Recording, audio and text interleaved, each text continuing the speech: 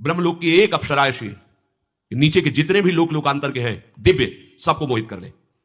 वहां की अप्सरा भूमंडल पर तभी आती है जब किसी का वश नहीं होता, स्वर्गलोक फेल हो जाता है, तब ब्रह्मलोक की। एक बार महाभारत में हमने स्वाध्याय के समय पढ़ा था, शुंद उपशुंद, ये दो ऐसे जुड़वा भाई थे कि अगर इनको कोई भी क्रिया करनी तो एक साथ होती थी। इनकी थे अलग अलग ही, अगर एक की ऐसी दृष्टि गई तो उसकी दृष्टि गई, मतलब एक स्वभाव, एकदम एक रुचि। और दोनों ने भारी तपस्या की, भगवान ब्रह्मा जी को प्रसन्न किया और वरदान मांगा कि हम अमर हो जाएं। सबसे ज्यादा इनको दिक्कत मरने की होती है, अमर हो जाएं फिर मनमानी आचरण करें। तो ब्रह्मा जी को भगवान का आदेश है कि वरदान देते समय योग्यता जरूर देख लें। योग्यता तो थी क्योंकि ऐसी भारी तपस्या की, पर स्वभाव नहीं था इस वरदान की योग्य। इसलिए भगवान ने कहा अमर तो नहीं कर सकते, तुम बचने के उपाय में जो चाहो मांग लो। यही कहा था हिरण्यकश्यप से भी। तो उसने पूरा वरदान ऐसा मांगा कि ब्रह्मा के पास कुछ रह ही नहीं गया, बस केवल अमरत्व शब्द नहीं था, बल्कि सब था। ऐसे ही इन्होंने विचार किया तो कहा तुम्हारे किसी भी विधान से ना मरूं, अगर मरूं तो मैं भाई भाई से ही मरूं। उन्होंने बिल्कुल ठीक है, बिल्कुल ठीक। और अच्छा उनको ये था कि हमारी दोनों में इतनी प्रीति है कि जो हम पसंद करते वही ये पसंद करते, जो हम चलते। ब्रह्मा जी मुस्कुराए, ये तो बहुत हल्की बात, हाँ ठीक, तथास्तु। और उनको ही विश्वास था कि आज तक हमारे भाइयों में एक वृत्ति का फेर नहीं हुआ दोनों में, तो कैसे हो जाएगा।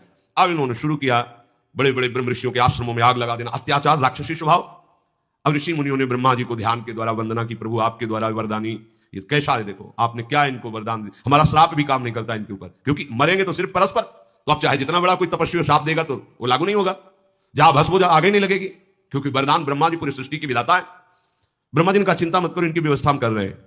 अपने यहां की एक अप्सरा भेजी जिसका नाम तिलोत्तमा था। अगर एक तिल भर कोई देख ले तो मूर्छित हो जाए, तिल की जगह। स्वर्ग में ऐसी अप्सराएं हैं कि जो ऋषियों के मन में क्षोभ पैदा कर दे। तो भगवान नारायण के जब नर नारायण तपस्या करे तो इंद्र ने भेजा, भगवान ने मुस्कुरा के कहा तुम्हारा नाच गाना हो गया हो तो बैठ लो, फिर चले जाना। सब आश्चर्यचकित हो गए कि नर नारायण के ऊपर भगवान ने ऐसे खिलवाड़ में अपनी जंगा में ऐसे किया तो उर्वशी जी प्रकट हो गई कि जो काम आया था भगवान को परास्त करने के लिए स्वयं मूर्छित हो गया उर्वशी को देख के। बोले जाओ इसको ले जाओ, स्वर्ग की सर्वश्रेष्ठ अप्सरा, इसके समान कोई नहीं। नारायण भगवान ने प्रकट, जहां उर्वशी का भी काम नहीं चलता वहां ब्रह्मलोक से तो तिलोत्तमा नाम की अप्सरा भेजी और कहा जाओ इन दोनों भाइयों में भेद करा दो। बोले ऐसे गई ऐसे आई, आप चिंता मत करो। तिलोत्तमा जिसका एक तिल देख ले तो वो जहां दोनों भाई बैठे हुए मदिरा आदि का पान करके उन्मत्त हो रहे थे, वहां से गेंद मारी और उनके पास फेंकी। जो ही देखा भाग पड़े दोनों, एक ने दाया हाथ एक ने बाया हाथ पकड़ा, दोनों की तरफ देखे। मुझ छोटे ने कहा भैया हाथ छोड़ो, हमने पकड़ा है तुम्हारी बेटी के समान पवित्र है। उनका धूर्त कहेगा मैंने पहले पकड़ा, तुम्हारी मां के समान, भाभी मां होती है और अनुज बधू बेटी के समान पवित्र होती। तिलोत्तमा ने कहा हम तो तुम दोनों को एक ही भाव से देख रही है। बोले ऐसा नहीं हो सकता। तो बोले फिर ये तुम निश्चय करो कि हम किसकी होंगी। वो बड़े ने कहा अभी इसको मारते। अब एक मिनट नहीं लगा क्योंकि था कि हम दोनों में ही मरे, जो ही प्रहार किया एक मरा। अब वो केवल ऐसे थोड़ी खड़ा रहेगा, उसने जो प्रहार किया था उससे दूसरा मरा। तिलोत्तमा बोले काम हो गया। एक क्षण में उस ब्रह्मलोक में जाकर के जो वासना बनी रहती वहां का सुख भोगते हैं, और अगर वासना टिकी रही तो फिर जन्म होता है एक आय को पचड़े में। इसीलिए हम कहते हैं राधा राधा राधा, कोई वासना हमें नहीं रोक पाएगी।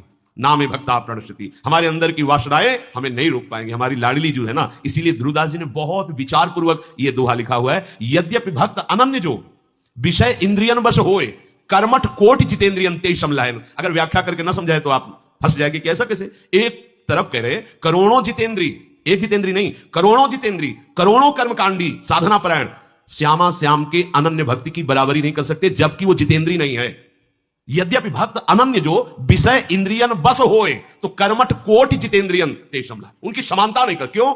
उसे साधन का भरोसा, इनको लाडली का भरोसा है, और लाडली का जिसे भरोसा है आज तक भरोसा टूटा नहीं, पक्का। ये आश्रय का मार्ग। इसीलिए जब मदाश्रय शब्द आया था तब कहा था समझो इस शब्द को, इसको समझ गए तो जीवन मुक्त होने में देर नहीं। हम हटाएंगे तो बची रह सकती है वासना, लेकिन वो हटाएंगे तो वासना की बात ही नहीं रह जाएगी। प्रेम का ऐसा उमगन हुए, ये सब भस्म हो जाएंगे प्रेमाग्नि में। जितनी भी हमारी दुर्वासना या सदवासना है, शुभ या अशुभ दोनों भस्म हो जाएंगे। तो ये क्रम करके देवता अपने अपने अधिकार से ऊपर उठाते हुए ब्रह्मलोक ले जाते हैं। और एक मार्ग है धूमौ रात्रिस्तथा कृष्ण षण्मासा दक्षिणायनम तत्र चांद्रमशम ज्योतिर्योगी प्राप्य निवर्तते। धूम का अधिपति देवता, रात्रि का अधिपति देवता, कृष्ण पक्ष का अधिपति देवता, 6 महीने वाले दक्षिणायन का अधिपति देवता, इस मार्ग में छोड़े हुए शरीर वाले योगी को चंद्रमा के पास ले, चंद्रलोक, ये चंद्रमंडल तो यही है। अंतरिक्ष में ही है, जहां लोग कहते हैं चंद्रमा पहुंच गए, चंद्रमंडल है, इससे करोड़ों किलोमीटर दूर सूर्य से भी ऊपर चंद्रलोक है, वहां किसी की पहुंच है। जैसे वो चंद्रलोक हुआ है, चंद्रलोक नहीं, चंद्रमंडल, ये है अंतरिक्ष के अंतर्गत, जहां ये सर्च करके वैज्ञानिक जाते हैं। वो चंद्रमंडल है, आभा है, जैसे जल में प्रतिबिंब पड़ता है, ऐसे उस लोक में चंद्रमंडल की आभा है। चंद्रलोक, ये तो सूर्यलोक के भी, बस सूर्यलोक को क्रॉस कर सके ऐसा कोई देहधारी पैदा ही नहीं हुआ। ये जटायु और संपाति, ये भगवान गरुड़ के अंश से ही है, महान तेजस्वी बलवान। जटायु के बड़े भाई संपाति जी कह रहे थे जामवंत और हनुमान जी आदि से, जब पता चला कि जटायु जी का उद्धार हो गया, भगवान श्री राम ने अपने हाथ से अंतिम क्रिया की, तो आंसू आ गए। उनका मेरे पंख तो भस्म हो चुके हैं, तुम मुझे समुद्र तक ले चलो, मैं अपने भाई को तर्पण करूं। तर्पण किया और तब पूछा कि आपके पंख कैसे भस्म हो गए? बोले हम दोनों यौवन में थे, संपाति जी कह रहे, हम और जटायु, खिलवाड़ में होड़ लगी कि सूर्य को छूना है, तो वो तो विवेकवान था, जब ताप लगा तो नीचे उतर आया, पर हम अहंकारी थे, आगे बढ़े, हमारे पर भस्म हो गए और मैं नीचे गिरा, तो आज तक मैं कष्ट भोगा। सूर्य तक पहुंचना, सूर्य लोक के बहुत ऊपर चंद्रलोक है, यहां वैज्ञानिक तो बात, यहां दैवी शक्ति संपन्न जो भगवत विधान से पास है वो आगे जा सकते हैं, जैसा इसमें वर्णन है योगी जन, ये कोई साधारण गति। तो संपाति कह रहा है कि मैं देख रहा हूं, यहां से देख रहा हूं, गीधई दृष्टि अपार, मैं यहां से देख रहा हूं, अशोक वाटिका में श्री जानकी जी शोक मुद्रा में विराजमान है। बूढ़ा हो गया हूं, नहीं तो जटायु ने तो युद्ध करके वीरगति को प्राप्त हुए, रावण को अपनी चोंच और पंजों से फाड़ के फेंक करके जानकी को उठा करके राम जी के पास रख देता, इतनी सामर्थ्य है। बूढ़ा हो गया संपाति, ऐसे साधारण पक्षी थोड़ी थे। अब सूर्य लोक जाने की इनकी भी सामर्थ्य नहीं थी, फिर चंद्र लोक तो बहुत ऊपर है। कृष्ण पक्ष का अधिपति देवता 6 महीने वाले दक्षिणायन के अधिपति देवता को समर्पित करता है, और वो सकाम योगी चंद्रमा के लोक को प्राप्त होकर वहां सुख भोगता है और फिर मृत्यु लोक में जन्म लेता है। ये उन सकाम जो सुख भोग की लालसा से कामना की, तो कृष्ण पक्ष में शरीर छोड़ करके दक्षिणायन में वो फिर इस गति को, ये कोई खास बातें नहीं है प्राय जी में, पर एक अपने वृंदावन की भूमि से बोल रहे, खास बातें नहीं, खास बातें हैं। आज प्रभात लता मंदिर में सुख बरसत अति हर्ष युगल भर, गौर श्याम अभिराम रंग भरे, लटक लटक पर धरत, ये शोभा देखने को मिले, इनके साथ हमें विहरण करने को मिले, इनके श्रीअंग की सेवा को, बस इसके आगे कोई गति नहीं, मोक्ष सुख भी फीका लगता है। श्री भगवान करुणा करके कह रहे, शुक्ल कृष्णे गति हरेते जगतः शाश्वते मते, एकया यात्यनावृत्ति मन्यया वर्तते पुनः। शुक्ल और कृष्ण ये दोनों गतियां अनादिकाल से प्राणी मात्र से संबंध रखने वाली मानी गई हैं। इसमें एक गति को जानने वाला जो उत्तरायण को और ब्रह्मलोक को प्राप्त होता है, यदि भगवत कृपा से ब्रह्मलोक में उसे वैराग्य हो जाए तो फिर वो मोक्ष का अधिकारी हो जाएगा, फिर लौटना नहीं पड़ेगा।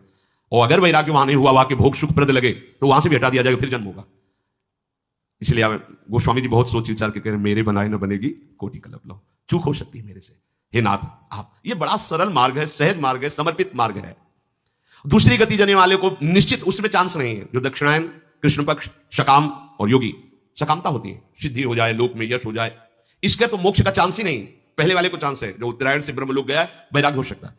यहां श्री कृष्ण शरणागत की अभी कोई गति की बात नहीं है, अभी केवल लगन लगी है ललित त्रिभंगी से प्यार करने की। तो ब्रह्मादिक के भोग सब विषम लागत ताही, नारायण ब्रजचंद की लगन लगी है जाए। लगन लगी तो ब्रह्मलोक तक के भोगों का वैराग्य होगा। वो साधना करके जो प्राप्त करता है उसे कृष्ण प्रेमी विष की तरह देखता है, विष की तरह ब्रह्मलोक। इसीलिए ये मार्ग जल्दी पकड़ में नहीं आता, श्री कृष्ण प्रेम का मार्ग जल्दी हाथ में नहीं लगता, असीम कृपा होती है तब ये बात समझ में आती है। इसलिए कह रहे बहुत बढ़िया भाग्य खुल गया। मान लीजिए सही मार्ग मिलना कठिन है, ऐसे फंसे। एक उपासक आए थे प्रश्न के हित धाम में ध्यान विषय का, तो हमने कहा आपका ध्येय क्या है? ध्यान का विषय तब वर्णन करें, आपका ध्येय क्या है, क्योंकि ध्याता, ध्यान और ध्येय, आपका ध्येय क्या है? तो उनका शून्य, आंख मूंदते शून्य की भावना करते। तो हमें लगता है इसकी भावना करने की जरूरत ही नहीं है, अंधकार ही अंधकार तो है, तो मान लो शून्य ही है। अरे ध्यान करो राधा नाम का तो तुम्हारा काम बन जाएगा, ध्यान करो श्री जी के गोरे चरणारविंद का। एक उपासक मिले, तुम्हारा क्या ध्येय है? तो उनका ज्योति, जैसे दीपक की लो ऐसे हम ध्यान, आंख मूंदने की इतनी बड़ी ज्योति स्वरूप तेजो राशि भगवान भुवन भास्कर चमक रहे, मिला लो आंख, इससे बड़ी ज्योति क्या है? अरे काहे को समय नष्ट कर रहे हो? अगर आपको ध्यान रखना है, ध्यान करना है, तो यत पाद पद्म नख चंद्रमणि छटाया विस्फूर्जितम किमपि गोप वधु स्वदर्शी पूर्णानुराग रस सागर सार मूर्ति। पूर्ण अनुराग रस सागर की सार मूर्ति लाडली के गोरे चरणारविंद की नख चंद्र छटा का ध्यान करो। जिस छटा के प्रभाव से गोपी प्रेम की ध्वजा बन गई, वो तुम्हारे हृदय में प्रेम समुद्र उड़ेल देंगी। ध्यान का विषय यह है। सही मार्ग मिलना कठिन, पूरा जीवन व्यतीत हो जाता है, मार्ग ही नहीं मिलता तो लक्ष्य की तो बात जाने दो। एक या त्यनावृत्ति मन या वर्तते पुनः। शुक्ल मार्ग से उत्तरायण में साधन परायण साधक जो निष्काम भाव से किए वो ब्रह्मलोक में पहुंच, और ब्रह्मलोक में उनके अंदर वासना अगर बची है तो जागृत हो जाती वहां के भोग देख करके, वहां से वैराग्य होता मोक्ष पद का अधिकारी। ब्रह्मलोक में जाकर ब्रह्मा जी के साथ सुख भोगता हुआ फिर मुक्त हो जाएगा यदि वासना नष्ट हो गई तो, वहां भी यदि लगा हुआ है। इसीलिए महापुरुषों ने खुल के कह दिया, आ ब्रह्म स्तंभ पर्यंतम सर्वम मायामयम जगत सत्यम सत्यम पुनः सत्यम हरे नामयम केवलम। जप नाम जप। बड़ा आश्चर्य होता है, नाम में प्रीति नहीं हो सकती, और दुनिया का प्रपंच याद है, दुनिया के शास्त्र याद है, नाम में नहीं, नाम निष्ठा नहीं। वाणी खुलने के पहले निकलना चाहिए आराध्य देव का नाम, राधा राधा राधा, फिर बात करो, फिर बीच में बोलो राधा, फिर विश्राम करो राधा, तुम्हारी बात बन गई। बार बार जन्म मरण के चक्र से जो युक्त रहते हैं अर्थात सकामता, वो भी योग है। ये उन विषयी पुरुषों की बात नहीं करते जो अधर्म के, वो उनके लिए तो दुर्गति है, ये सदगति की बात कर रहे हैं। जो धर्म से चलते हैं, शास्त्र सम्मत गृहस्थ का पालन करते हैं, पर कामनाएं हैं भोगों की, उनको ये दक्षिणायन वाला मार्ग मिलता है, फिर उनका जन्म होता है। पर ये जिनकी दुर्गति हो रही है उससे करोड़ों गुना बढ़ करके है ये। नयते श्रुति पार्थ जानन्य योगी मुरिहति कश्चन। बहुत बढ़िया बात। तस्मात् सर्वेषु कालेषु योग युक्तो भवार्जुन। हे अर्जुन, इन दोनों मार्गों को जानने वाला कोई भी योगी मोहित नहीं होता। समझ रहे हो भगवान इशारे में क्या बता रहे हैं? जो इन दोनों मार्गों को जान गया वो इन दोनों से मतलब नहीं रखेगा।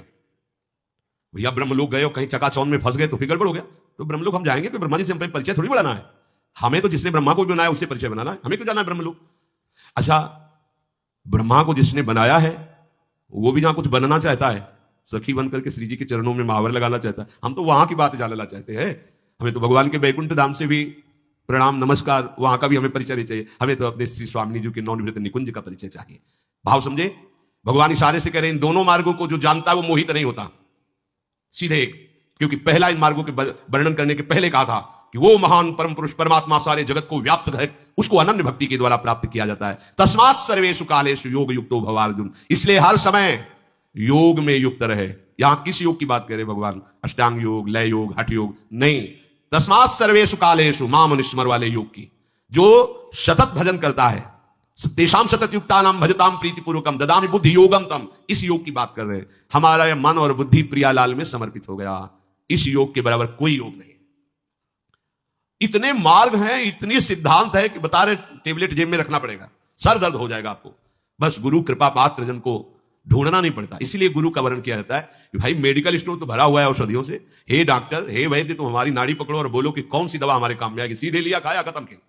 अब खोजने कि हमारे सर दर्द की दवा इसमें कौन सी है तो हमारा समय बर्बाद होगा, सर दर्द बढ़ेगा और हम दवा नहीं निकाल पाएंगे। अगर धोखे से कोई इधर उधर टेबलेट खा लिया तो रिजेक्शन भी होगी। रिजेक्शन की तरह एक्शन रिजेक्शन जो भी हो, मतलब वो विरोधी भाव पैदा कर देगा।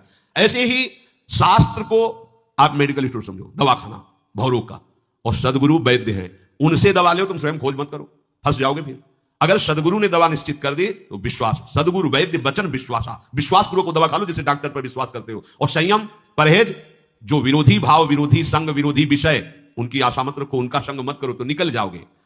जिसका ऐसा दृढ़ निश्चय है कि केवल मुझे भगवत प्राप्ति करनी है, उसे कोई भी देश काल परिस्थिति कभी भी कहीं भी विचलित नहीं कर सकती। कोई भी घटना परिस्थिति के अधीन नहीं हो सकता, क्योंकि उसका लक्ष्य है भगवत प्राप्ति। तो भगवत प्राप्ति होती है भगवत सुमिरन से, निरंतर भजन से, बस इससे बड़ा कोई योग नहीं है। सहज में समझ लीजिए। वेदेषु यज्ञेषु तपः शुचैव दानेषु यत् पुण्य फलम प्रदिष्टम अत्येति तत्सर्वमिदं विदित्वा योगी परम स्थानमुपैति चाद्यम। जो मेरा निरंतर भजन करने वाले हैं भगवान, यहां योगी उन्हीं को, क्योंकि पीछे भगवान ने कहा था कि कर्मकांडियों से भी श्रेष्ठ योगी और ज्ञानियों से भी श्रेष्ठ योगी। तो योगी कौन? जो मुझे अनन्य भाव से भजते हैं वो सर्वश्रेष्ठ योगी है, जो ज्ञानियों से भी, कर्मकांडियों से, तपस्वियों से भी श्रेष्ठ है। तो यहां उसी योग का भगवान भाव कह रहे कि जो मेरे इन दोनों बताए हुए मार्गों को जानता है वो मोहित नहीं होगा, वो हर समय योग में स्थित रहेगा। योग क्या? प्रभु का चिंतन, प्रभु से विमुख हो जाना ही ये हमारी दुर्गति का कारण हुआ है। हर समय कहीं भी हो, कैसे भी हो, जब आपके मुख से नाम निकलेगा और हृदय में प्रभु का आश्रय है, निश्चित परम गति होगी, इसमें कोई संशय नहीं है। जो योगी मेरा अनन्य चिंतन करता है वो इन वर्णन किए हुए जो शास्त्र सम्मत सिद्धांत, वेदों में, यज्ञों में, तपों में, दान में नहीं फंसता। भगवान स्वयं कहते हैं, ध्यान से सुनो, क्योंकि जितने इनके सब साधन फल करे गए हैं वो तो उसके चरण चूमते हैं जो मेरा निरंतर चिंतन करता है। उसको ये सब की तरफ बढ़ने की जरूरत नहीं। अगर आपकी नाम में रुचि हो रही तो देखना सब आपको फीका लगने लगेगा। नाम में रुचि नहीं है तो ही होता है। जो तपों का, दान का, वेदों के स्वाध्याय का, यज्ञों का और वर्णित इन मार्गों का जो पुण्य फल कहा गया है, जो मेरा भक्त होता है इनसे प्रभावित नहीं होता। ये खास बात समझो। भगवान सब वर्णन किए और बाद में कह रहे हैं इन सब का अतिक्रमण कर जाता है वो। सीधी बात, मेरी प्यारी जो प्यारी, कोई समझे या ना समझे, सबसे हमारी समझ भली। ठाकुर नंद किशोर हमारे ठकुराइन वृषभान ले। समझाने के लिए प्रश्न करो, उत्तर ले लो, लेकिन हमारी समझ समझना है तो समझो। हमारी समझ कहां है? ठाकुर नंद किशोर हमारे ठकुराइन वृषभान ले। प्रभु यहां कह रहे हैं कि जो योगी है, कौन सा सतत मेरा स्मरण करता है, वो इन सब से प्रभावित नहीं होता। ना उसे उत्तरायण से मतलब है ना दक्षिणायन से। अच्छा, जैसे आप बहुत पापाचरण कर रहे हो, पवित्र तिथि में मरे, पूर्णिमा है, उत्तरायण है, क्या आपको ब्रह्मलोक मिलेगा? क्या यमदूत मार डंडे सीधे आपको नरक ले जाएंगे। ठीक है। दक्षिणायन है, कुतिथि है, कुसमय है, कुजगह है, और आप राम, हरि, कृष्ण, राधा कुछ भी बोले तो कोई नरक जाना पड़ेगा क्या? नहीं, सीधे भगवान के दिव्य पार्षद भगवत धाम। ये सिद्धांत को समझो। एक है करके पाना, एक है हो के पाना। कर के पाने में जन्म जन्मांतर लगेंगे, और हो के पाने में अभी अभी कमा के अरबपति बनना और गोदनामे में बैठ जाना है। जो करके पाना है वो कमा के बड़ा जन्म जन्म, और हो के गोदनामे में। वो तो कह रहे हैं ना, अगर ये हो कि भाई वहां फुल हो चुका है, अब नहीं, वो कह रहे हैं अभी जगह खाली है, आ जाओ। मामे वे प्रपद्यन्ते माया में ताम तरंते, यही परलोक सकल सुख पावत, आ जाओ हमारी गोदनामे में आ जाओ, मैं प्रभु का बच्चा हूं, आओ मेरी पूरी संपत्ति, दंपति संपत्ति पाइए, कुंज महल की टहल सुख, दंपति संपत्ति पाइए। हमें अपनी भूल मिटाने के लिए बढ़िया अवसर मिला है। भूल क्या है? मैं स्त्री हूं, मैं पुरुष हूं, मैं पिता हूं, मैं माता हूं, मैं पति हूं, मैं ये भूल है। इस भूल को मिटा दो। मैं प्रभु का हूं, प्रभु मेरे, वो वही है। आप भी मानते हैं, ना मानते हुए भी। जब वो अंतर ध्यान हो जाते हैं तो जो तुम्हारी प्रिय पत्नी, प्रिय पुत्र, प्रिय पति रख के दिखा लो, भाई हम 4-6 महीने से रखे हुए हैं क्योंकि प्रिय हैं। कमरे में जाने में भय लगेगा कि चलो, क्यों? वही तो तुम्हारा पुत्र है, वही पत्नी है, वही, बोले डर लगता है। अब वो कहां रहे? तो जो नहीं रहे उनको जानते थे क्या? जानते तो 5 भौतिक शरीर को थे। अब क्या डर है? अब उसी से कहो कि आप हृदय से लगाओ, वही पुत्र है तुम्हारा, वही पति। नहीं, डर लगता है। और फिर उससे कहो कि रखे रहो, काहे करो रहे हो, रखे रहो ना, कोई नहीं ले जाएगा। इसी से तो प्यार करते, पैसा दे के कहेंगे कि इसको जला दो, जाके हटाओ इसको। अनजाने में भी तुम प्यार प्रभु से ही करते हो, पर जान के कर लो तो निहाल हो जाओगे। अपनी भूल को मिटाना है। हम लोग समझते हैं कि हम अपनी भूल को मिटा सकते हैं, पर यह निर्बलता भूल मिटने नहीं देती। अगर आप प्रभु से विमुख हैं तो कहां पुष्टता आपको मिल सकती है? अरे भाई, हम क्यों जीना चाहते हैं 100 वर्ष? नहीं जीना है। अगर हमारी लाडली जी को ऐसा ही है तो जब उनको बुलाना हो बुला ले, हम उन्हीं के लिए जीवन दिए हुए ना। अच्छा, उनको जो कराना है वो करवा रहे हैं। किसी को दुख देके, किसी की हत्या करके, किसी के अपना जीवन थोड़ा विचार करो। यही कर्म तो आकर के यहां हमको गिराने के लिए तैयार हुए हैं। अब एक कर्म ऐसा कर लो कि तुम गिरो ना। ये निर्बलता, ये अपात्रता, ये संयोग सुख की लोलुपता, ये मनुष्य को असमर्थ बना देती है। राधा राधा अगर भाव से जप करके देखो तो कोई कमजोरी।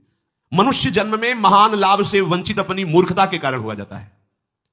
मनुष्य को संयोगजन्य सुख की लोलुपता का त्याग करने की सामर्थ्य, नित्य निरंतर भगवत मार्ग में उद्यत रहने की सामर्थ्य, ये केवल भगवत प्रेमी महात्माओं से मिलती है। पकड़ लीजिए बात। अगर भगवत शब्द है भगवत प्रेमी महात्माओं से, क्योंकि भाई अगर भटके हुए जंगल वाले से फंस गए तो तुम्हारा दिमाग ही बदल जाएगा, ये धाम नाम सब छूट जाएगा। अपनी अपनी भावना होती है। एक संत भगवान नर्मदा के किनारे से आए थे। उन्होंने कहा कि सर्वत्र वृंदावन ही है, जहां भगवान वहीं वृंदावन, तो बताओ भगवान कहां नहीं है? सब जगह भगवान, सब जगह वृंदावन ही है। हाँ, हमारे वृंदावन के 2 रूप हैं, एक है व्यक्त रूप और एक है अव्यक्त रूप। अव्यक्त रूप से जहां व्यक्त रूप का चिंतन करोगे वहीं आपको भासेगा, अनुभव में आने लगेगा। लेकिन वृंदावन तो वृंदावन ही है ना। कोई त्रिभुवन में जगह बताओ जहां ललित त्रिभंगी बिहारी जी मूर्तिमान होकर के विराजमान हो। ये किसी कारीगर की रचना नहीं, स्वयं प्रियालाल श्यामा श्याम स्वामी हरिदास जी के प्रेम से ये युगल रूप एक वप उदाहरण कर बाकी बिहारी के, ये प्रिया प्रीतम साक्षात कहना भी एक लघुता सी लगती है। प्रिया प्रीतम ये कारीगर की रचना नहीं की। श्री राधा रमण जो सरकार साक्षात गोपाल भट्ट जी के प्रेम आंसुओं से प्रभावित होकर शालीग्राम में ही प्रिया प्रीतम रूप होकर राधा रमण जी के रूप में विराजमान है, श्री राधा वल्लभ लाल महाराज। और ऐसे कितने ठाकुर वृंदावन में, घर घर ठाकुर वृंदावन में। एक संत जहां रहता है उस देश की, उस क्षेत्र की महिमा हो जाती है। यहां तो घर घर संत है। जैसे एक परिवार में 10 लोग रहते हैं, ऐसे कुटिया में 10 संत रहते हैं। यहां संतों का एक खेत है। एक जगह भागवत होती है तो वहां मंगल और पवित्रता छा जाती है, घर घर भागवत हो रही है। एक जगह अखंड कीर्तन, यहां घर घर अखंड कीर्तन है। कैसे कोई वृंदावन की समानता कोई कर सकता है? भाव से तो वृंदावन सिर्फ वृंदावन। अब आप अगर ये मान के कि संग करोगे तो वृंदावन निष्ठा फेल हो जाएगी, और जब यहां के रसिकों से बात करोगे तो कहेंगे विपिन राज सीमा के बाहर हरिहू को न निहार, रे मन वृंदा विपिन विचार। विचार करो वृंदावन की कैसी अद्भुत महिमा है। देखो वृंदावन की महिमा की, अगर बाहर हरि भी हो तो आंख उठा के मत देखना। वृंदावन परित्यजे पादमेकम न गच्छति, खंड खंड हो जाए तन अंग अंग सत्तू। वृंदावन ने छाड़ियो छाड़ियो है बड़ी चूक, यद्यपि मिले कोटि चिंतामणि तौ न हाथ पसार। जय श्री भट्ट धूलि धूसरतन ये आशा उर्धार, रे मन वृंदा विपिन निहार। भगवत प्रेमी महात्माओं का संग ये आपकी निर्बलता को दूर कर देगा, आपके अंदर दृढ़ भगवत भाव स्थापित, सच्ची मानिए भगवत प्रेमी महात्माओं का संग आपको बल देगा। पर इस संग के लिए जो सावधानी चाहिए और जो श्रद्धा चाहिए उसे ध्यान पूर्वक सुने। बोरी सखी जी कह रहे हरिवंश हित जोरी उमगी, ऐसी कृपा मुँह पे करो। परिजाय यह जो स्वभाव सहज ही, कबहु अंतर जनि परो। हरिवंश जोरी श्री राधा वल्लभ लाल, रूप बेली प्यारी बनी सुप्रीतम प्रेम तमाल, दो मन मिलिए कई भय श्री राधा वल्लभ लाल। हे हरिवंश जोरी हम पर ऐसी कृपा करो, क्या मेरा यह स्वभाव बना दो सहज में, कभी स्वभाव में अंतर ना पड़े। क्या जे नाम मुख सो ले ही तुम्हरो, उमगी तिन पायन परो। तिन सो सदा आधीन बनो, दीन बाणी उच्चरो। हे लाडली लाल, आप ऐसी कृपा कर दो, मेरा ऐसा स्वभाव बना दो कि जो आपका नाम मुख से उच्चारण करते हैं, आपके सेवक हैं, आपके जन हैं, उन प्रेमी संतों के चरणों में गिरने का मेरा स्वभाव बना दो। मैं बार बार उनके चरणों में प्रणाम करूं। 300 सदा आधीन बनो, मैं उनके अधीन रहूं, जैसी आज्ञा करें वैसा मैं चलूं। और दीन बाणी उच्चरो, दैन्य होकर उनसे बात करें। छविदावरी देखत उमगिजे, नैन जल भर लावही। तीन दरस इकटक करत कबहू, नैन मम न अघावही। हे लाडली लालजू, जो आपकी रूप माधुरी में डूबे हुए आंसू बहाते हैं, ऐसे रसिक जनों को मैं एकटक निहारता रहूं। मेरे नैन कभी ऐसा तृप्ति ही ना माने कि उनके मुख चंद्र से हटने की बात हो। क्या मांग रहे हैं लाडली लाल से? आपकी रूप माधुरी में जो डूबे हुए आंसू बहा रहे हैं, मैं उनको निरंतर देखता रहूं। जे प्रीति सो रस रीति के, मृदु गीत उमगत गावहीं। ते प्राण हु के प्राण लागे, सदा ही मम भावहीं। जो प्रेम से आपकी रस रीति के लीला जिसका गान करते हैं, वो हमें प्राणों से भी अधिक प्यारे लगे। सदा मेरा हृदय भाव भर करके उनको ऐसे देखे जैसे कोई आसक्त पुरुष, मेरे प्राण समर्पित हो जाए आपके प्रेमियों में। अपराध मन क्रम बचन तिनके, कबहु जिन करवाए। देखो, ये नहीं कह रहे कि मैं कभी मन वचन कर्म से अपराध ना करूं, ये शरणागति का भाव देखिए। कह रहे अपराध मन क्रम बचन तिनके, कबहु जिन करवाइयो। ये सूक्ष्म विषय है। देखो, हम समर्पित है, मांग हो रही है, पर क्या करें? मैं अपराध करने की बात नहीं कह रहे, कह रहे आप ऐसा कभी मत करना कि मन वचन कर्म से कभी अपने प्रेमी जनों का अपराध करवा दो। ये बहुत सूक्ष्म बात है। मतलब हमें क्या देखना है? ये सब कुछ श्री जी को समर्पित हो गया। अगर अब कुछ भी गलती होती है तो महारानी जो हम आपको ही पकड़ेंगे। आपने क्यों गलती करवाई? ये जैसे छोटा सा बच्चा गिर गया, मां दौड़ के उठाती है तो वो मां के लिपट करके मां को चपत लगाता है। उठाने तो आ गई, जब मैं गिर रहा था तब क्यों नहीं संभाला? क्योंकि मैं तो गिर ही रहा था ना, आई ना उठाने, तो गिरने क्यों दिया? इसलिए भोरी सखी कह रहे अपराध मन क्रम बचन तिनके, कबहु जिन करवाइयो। जैसे लहें सुख सोई करो, यह बुद्धि जी उपजाइयो। हे श्यामा श्याम, कभी ऐसा ना हो कि मन वचन कर्म से किसी रसिक को दुख पहुंच जाए, ऐसी कोई चेष्टा मुझसे कभी मत कराना। मुझे ऐसी बुद्धि दो जिससे उनको सुख पहुंचे, वही मैं चेष्टा करूं। अभिमान 300 ना करो, कबहू बराबर ना बनो। मत्सर न कबहू हो ये तिन, उत्कर्ष ही अलखी सुख सनो। प्रभु, कभी मेरे मन में ऐसा अभिमान ना जाए कि अब क्या इनमें मेरे में क्या अंतर है, मैं कभी उनकी बराबरी ना करूं। और कभी मेरे हृदय में मत्सर ना हो कि ये तो मेरे से आगे बढ़े जा रहे हैं। कभी उनका उत्कर्ष, उनका यश, उनकी महिमा सुन करके मेरा हृदय ईर्ष्या से युक्त ना हो जाए, ऐसी कृपा करना। हे लाडली लाल, जो त्रासन कोटिल दे ही मोको, शस्त्र ले ले मारही। तव भाव बढ़ तो ही रहे, जिये लेस दुख माने नहीं। गजब कर दिया। कह रहे हैं यदि वो प्रेमी जन मुझको करोड़ों प्रकार से अपमानित करें, दंड दें, या उस शस्त्र लेके मुझे पीटे मारे, तो हे श्री जी ऐसी कृपा करना कि मेरा कभी भाव बिगड़े ना, सदैव भाव बढ़ता रहे, और कभी मैं हृदय में दुखी ना हूं कि हमारे साथ ऐसा बर्ताव क्यों किए या क्यों कर रहे हैं। मैं उलझूं। कैसे उलझूं? मेरे प्यारे हैं, कोई अमंगल नष्ट करने के लिए लीला कर रहे हैं। नर नारी साधु असाधु राजा रंक जी में ना धरो, जन रावरे जी जान मैं तो दौरी पायन ही परो। अरे तो स्त्री शरीर साधु है, ये तो अमुक जाति के साथ, ये बहुत गरीब है या बहुत बड़े हैं, ऐसा भेद बुद्धि मेरे मन में ना रहे। बस इतनी बात देखूं कि हे लाडली जो ये आपके जन हैं, और मैं उनके चरणों में प्रणाम करूं, उनकी चरण धूलि अपने माथे पे धारण करूं। अतिपात की अति स्वार्थी लंपट न जिय जानो तिन्हें, जन जानि तुम्हारे नाथ तुमहू ते अधिक मानो तिन्हें। बहुत यही निष्ठा है। हे लाडली लाल, आपके जन से यदि ऐसा हमें स्पष्ट दिखाई भी दे कि ये तो पाप वाली बात है, ये तो स्वार्थ वाली बात है, इसमें तो लंपटता है, प्रभु मुझे ये ना दिखाई दे, मुझे ये दिखाई दे कि ये मेरे लाडली का है, बस इतना संबंध मानकर मैं आपसे भी अधिक उसको प्यार करूं। ये बहुत कठिन बात है। ये भगवत प्रेमी महात्मा ही कर सकता है, दूसरे में सामर्थ्य नहीं। मोशो सदा सुख ही लहें, मुंह पे कृपा नित ही करे, ये बीनती साची करो मेरी नवे सुधी बीशरे। मेरे ऐसे आचरण हो कि उनको सदा सुख मिले और मुझे वो दुलार करते रहे। मेरी विनती है श्यामा श्याम कि वो कभी मुझे ऐसा भूल न जाए कि मेरा नहीं है, वो मेरा है, ऐसी स्मृति करते रहे। तिनको न छोड़ो संग, चाहे विश्व सब निंदा करे, तिन सो न हो ये कुभाव, तिन में को न गुण लखी परे। हे स्वामी जी, प्रायः मनुष्य का स्वभाव ऐसा होता है कि जिसके चार लोग बड़ाई करते हैं वहां जुड़ता है, और जहां चार लोग निंदा करने लगते हैं वहां से हट जाता है।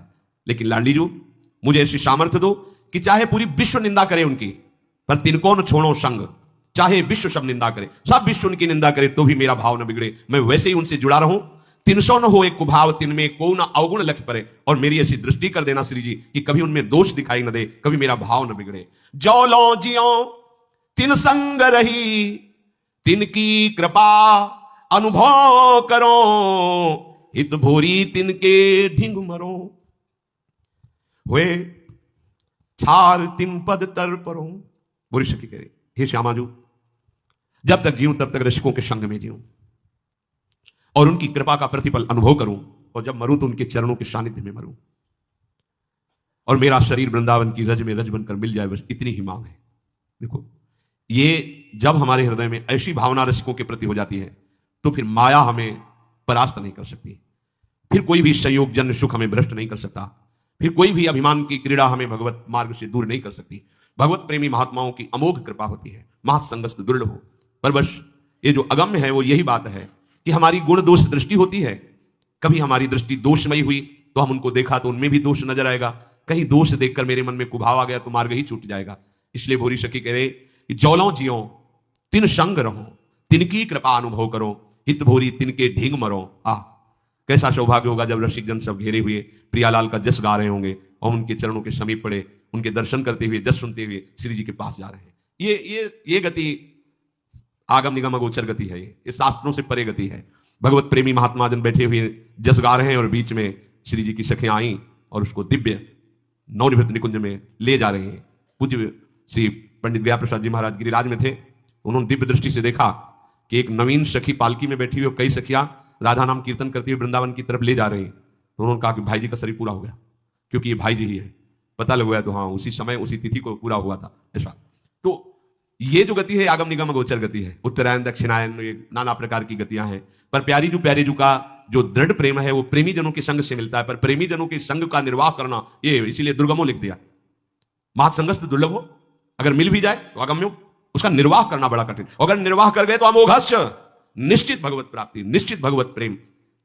वह छार तीन पद तर पर हो, मरने के बाद की भी आकांक्षा रख रहे हैं कि मेरा शरीर वृंदावन की रज में मिले और वो रसिक जन हमारे ऊपर चले, उनके चरण सदैव हम पर पड़ते रहे। तो भगवत प्रेमी महात्माओं के संग से निरंतर प्रिया प्रीतम के अभंग प्रेम को प्राप्त करना ही जीवन का परम लाभ है। खूब नाम जप कीजिए और श्री जी के भरोसे रहिए, जीवन सार्थक हो जाएगा। श्री राधा वल्लभ लाल।